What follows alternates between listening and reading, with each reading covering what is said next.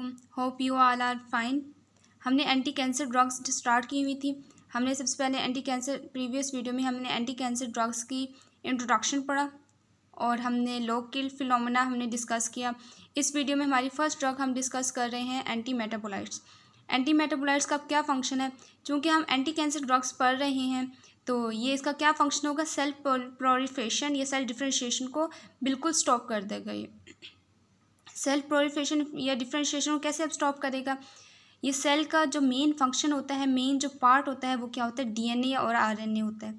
ये क्या करेगा? एंटी मेटाबोलाइट्स डीएनए और आरएनए की सिंथेसिस को बिल्कुल स्टॉप कर देगा। और प्यूरिन्स और पायरिमिडीन्स चूँकि डीएनए के प्रिकर्सर्स होते हैं, डीएनए प्यूरिन्स और पायरिमिडीन से मिलके बने होते हैं, तो फिर ये डीएनए प्यूरिन्स और पायरिमिडीन्स की सिंथेसिस को भी बिल्कुल स्टॉप कर देगा। फिर है डाईहाइड्रोफोलेट रिडक्टेस और थायमिडाइलेट सिंथेस। हमें पता है थायमिडीन एक इम्पॉर्टेंट पार्ट होता है डीएनए की सिंथेसिस में।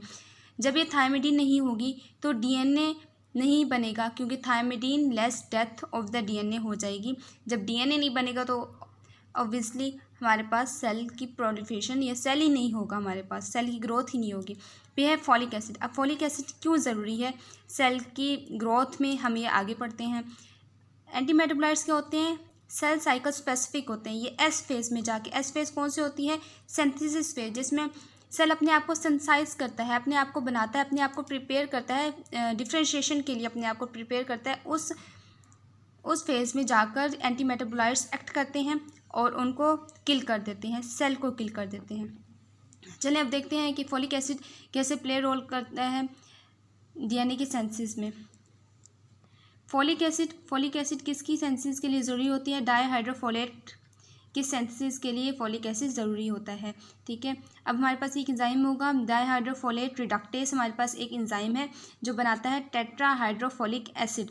टेट्राहाइड्रोफोलिक एसिड की सिंथेसिस करता है। अब टेट्राहाइड्रोफोलिक एसिड अब एक्टिव फॉर्म में कन्वर्ट होगा।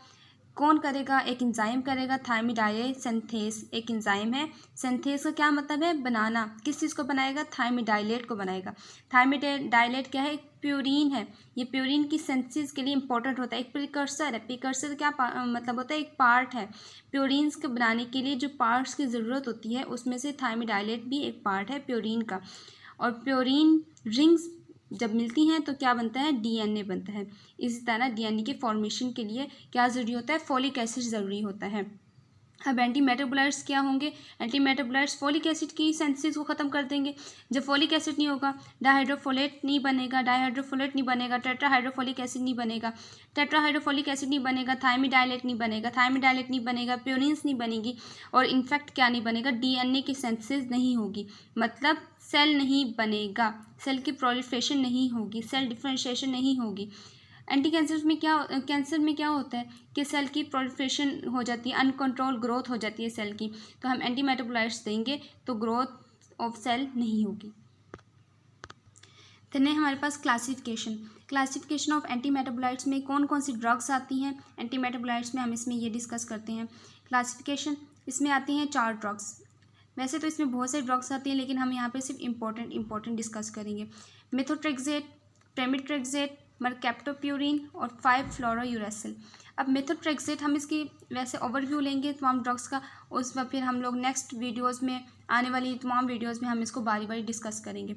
मेथोट्रेक्सेट अब किसकी सिंथेसिस को रोकता है? डाईहाइड्रोफोलेट की रिडक्टेस की सिंथेसिस को रोक देगा, एंजाइम को रोक देगा। जब ये डाईहाइड्रोफोलेट नहीं बनेगा तो टेट्राहाइड्रोफोलिक एसिड नहीं बनेगा, टेट्राहाइड्रोफोलिक एसिड नहीं बनेगा तो फिर हमारे पास थायमिडाइलेट नहीं बनेगा। जब थायमिडाइलेट नहीं बनेगा तो डीएनए की सिंथेसिस नहीं होगी।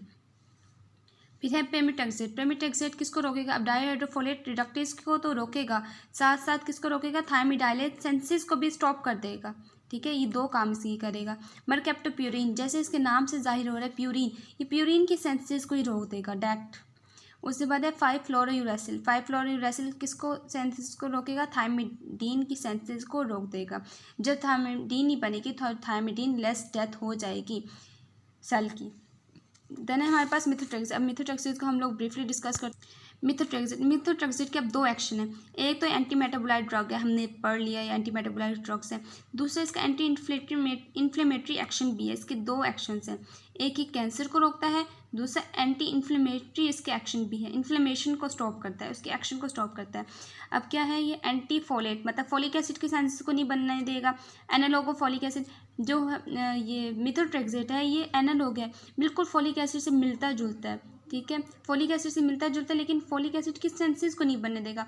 फोलिक एसिड का जो पूल होगा उसको नहीं बनने देगा, उसको ग्रोथ नहीं होने देगा। इन्हीं पे डाइहाइड्रोफोलेट, जब फोलिक एसिड नहीं होगा तो डाइहाइड्रोफोलेट नहीं बनेगा, डाइहाइड्रोफोलेट नहीं होगा तो डाइहाइड्रोफोलेट रिडक्टेज जो एक एंजाइम होता है जो इसको एक्टिव फॉर्म में कन्वर्ट करता है वो नहीं बनेगा। जब एंजाइम नहीं बनेगा तो टेट्राहाइड्रोफोलिक एसिड नहीं बनेगा, डाइहाइड्रोफोलेट अपनी एक्टिव फॉर्म टेट्राहाइड्रोफोलिक एसिड में कन्वर्ट नहीं होगा। जब टेट्राहाइड्रोफोलिक एसिड नहीं बनेगा तो क्या होगा, प्यूनिन्स नहीं बनेगा, क्योंकि थायमिडीन नहीं होगा, प्यूनिन्स नहीं बनेगा तो डीएनए की सिंथेसिस नहीं होगी। जब डीएनए नहीं होगा हमारे पास तो सेल की रेप्लिकेशन नहीं होगी।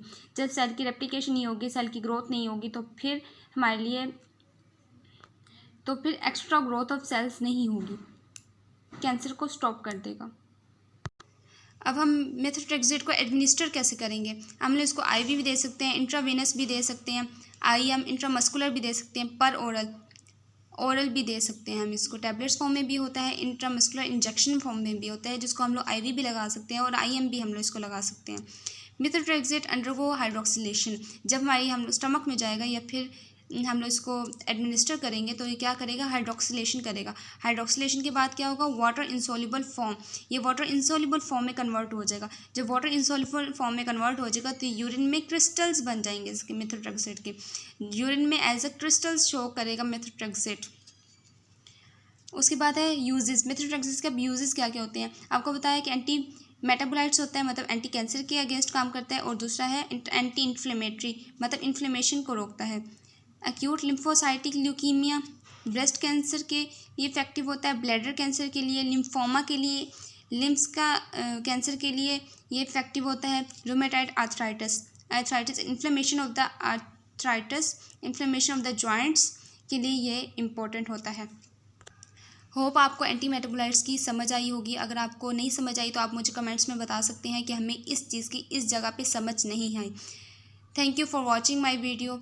Please subscribe my channel and like my video. Thank you so much.